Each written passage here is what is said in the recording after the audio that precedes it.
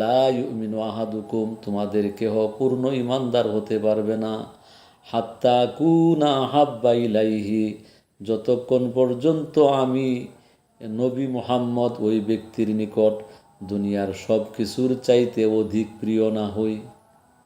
এমনকি মি ওয়ালিদিহি, তার বাবার চাইতে সে যদি আমাকে বেশি ভালো না বাসে, ওয়ালাদিহি, তার সন্তানের চাইতেও যদি আমি নবীকে বেশি ভালো না বাসে, ওয়ান্নাসি আজমাইন, এবং পৃথিবীর সকল মানুষের চাইতে যদি আমি নবী মুহাম্মদকে বেশি, যতক্ষণ পর্যন্ত কেউ ভালো না বাসবে ততক্ষণ পর্যন্ত সেই মানুষটা আল্লাহ রাব্বুল আলামিনের নিকট খাঁটি ইমানদার হিসাবে গণ্য হবে না। আসসালামু আলাইকুম ওয়া রাহমাতুল্লাহি ওয়া বারাকাতুহু। আলহামদুলিল্লাহি নাহমাদুহু ওয়া নাস্তাঈনুহু ওয়া নাস্তাগফিরুহু ওয়া নু'মিনু বিহি ওয়া নাতাওয়াক্কালু আলাইহি ওয়া নাউযু বিল্লাহি মিন শুরুরি আনফুসিনা ওয়া মিন সাইয়্যাতি আ'মালিনা। من يهد الله فلا مضل له ومن يضلله فلا هادي له ونشهد أن لا إله إلا الله وحده لا شريك له ونشهد أن سيدنا وحبيبنا ومولانا محمدا عبده ورسوله الذي أرسله الله بالحق بشيرا ونذيرا وداعيا إلى الله بإذنه وسراجا منيرا. أما بعد، فأعوذ بالله من الشيطان الرجيم. بسم الله الرحمن الرحيم. قل إن كنتم تحبون الله فاتبعوني يحببكم الله ويغفر لكم ذنوبكم والله غفور رحيم. وقال عليه الصلاة والسلام: لا يؤمن أحدكم حتى أكون أحب إليه من والده وولده والناس أجمعين. وقال الله سبحانه وتعالى في شان حبيبه آمرا ومخبرا: إن الله وملائكته يصلون على النبي يا أيها الذين آمنوا صلوا عليه وسلموا تسليما. اللهم صل على سيدنا مولانا محمد وعلى آل سيدنا مولانا محمد والحبيب الذي ترجى شفاعته لكل هول من الأهوال مقتحم.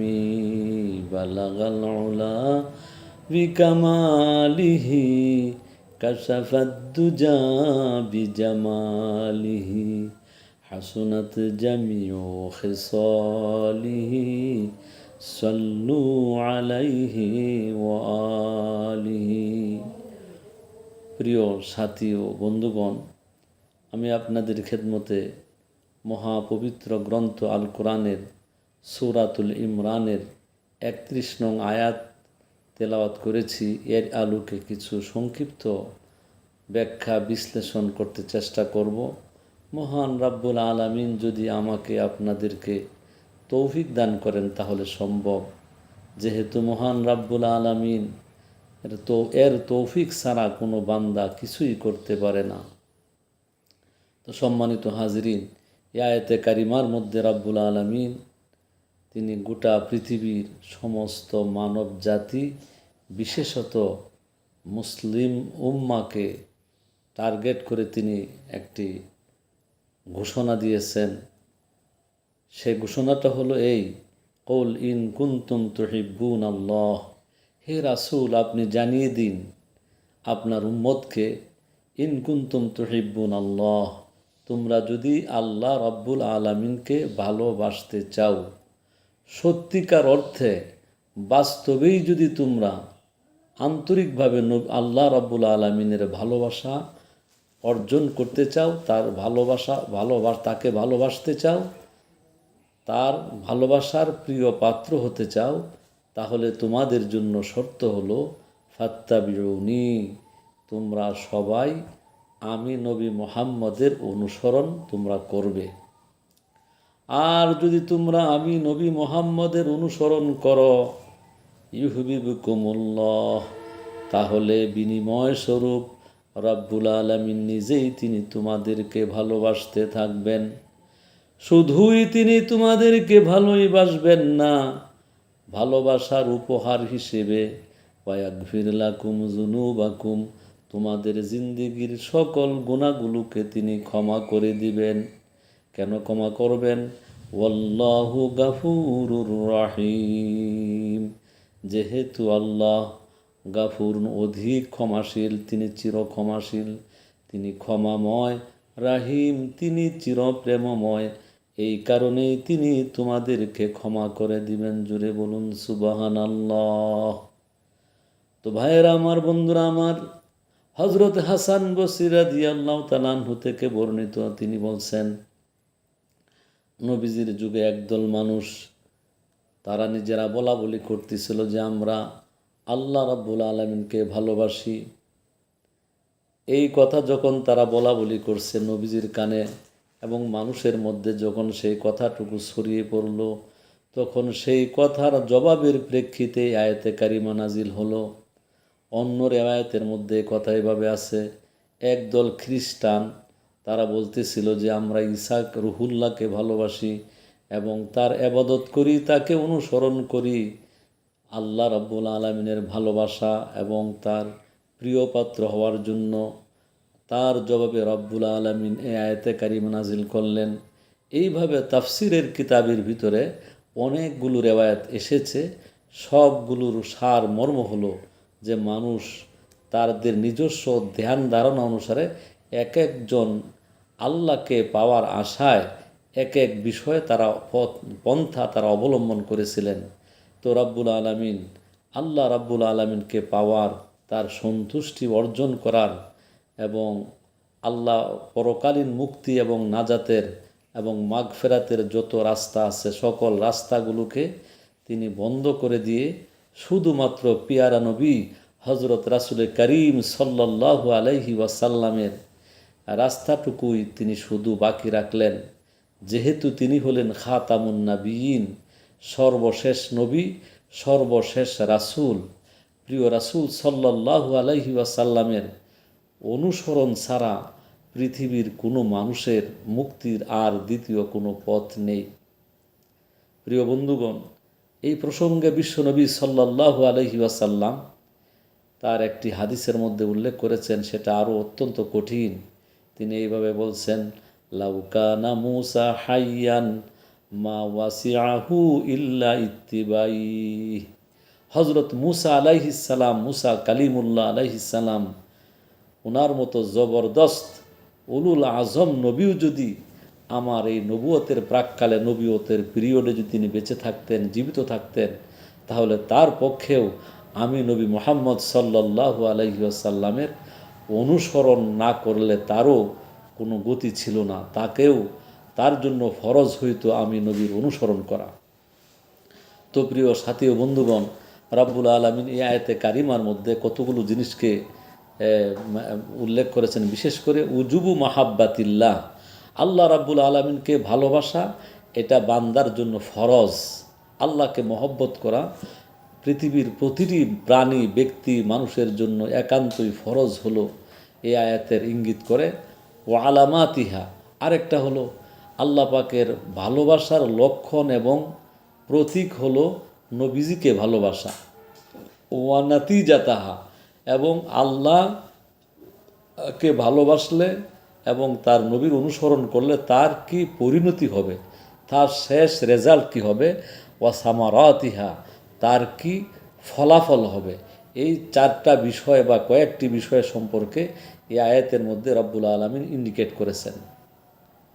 তো প্রিয় সুধী, এই আয়াতে কারিমার মধ্যে আমাদের সমাজ সহ সারা পৃথিবীতে বহু মানুষ বহু কিছুর দাবি অনুসরণের বা ভালোবাসার দাবি করে থাকে, কিন্তু সেই ভালোবাসাগুলো ছিল মেকি, সেই ভালোবাসাগুলো হলো নকল ভালোবাসা।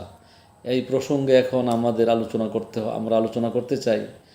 নবী করিম সাল্লাল্লাহু আলাইহি ওয়াসাল্লাম তার প্রিয় নবী করিম সাল্লাল্লাহু আলাইহি ওয়াসাল্লাম তার প্রিয় বাণীর মধ্যে বলছেন, লা ইউমিনু আহাদুকুম, তোমাদের কেহ পূর্ণ ইমানদার হতে পারবে না, হাত্তা কুনা আহাব্বা ইলাইহি, যতক্ষণ পর্যন্ত আমি নবী মুহাম্মদ ওই ব্যক্তির নিকট দুনিয়ার সব কিছুর চাইতে অধিক প্রিয় না হই। এমনকি মি ওয়ালিদিহি, তার বাবার চাইতে সে যদি আমাকে বেশি ভালো না বাসে, ওয়ালাদিহি, তার সন্তানের চাইতেও যদি আমি নবীকে বেশি ভালো না বাসে, ওয়ান্নাসি আজমাইন, এবং পৃথিবীর সকল মানুষের চাইতে যদি আমি নবী মুহাম্মদকে বেশি, যতক্ষণ পর্যন্ত কেউ ভালো না বাসবে ততক্ষণ পর্যন্ত সেই মানুষটা আল্লাহ রাব্বুল আলামিনের নিকট খাঁটি ইমানদার হিসাবে গণ্য হবে না। পেয়ারে হাজরিন, এই হাদিস শোনার পরে হযরতে উমর ফারুক রাদিয়াল্লাহু তাআলা আনহু বলে উঠলেন, ইয়া রাসূলুল্লাহ, ইয়া হাবিবাল্লাহ, আমি চিন্তা করে দেখলাম, ভেবে দেখলাম, দুনিয়ার সব কিছুর চাইতে নবী গো আমি আপনাকে বেশি ভালোবাসি, কিন্তু এখন পর্যন্ত আমি আমার নিজের জীবনের চাইতে তো আমি আপনাকে বেশি ভালোবাসতে পারলাম না। কিতাবের মধ্যে এসেছে, এই কথা শোনার সাথে সাথে দয়াল নবীজি রাহমাতুল্লিল আলামিন ওনার পবিত্র হস্ত মুবারক হজরতে উমরের সিনার মধ্যে রাখলেন।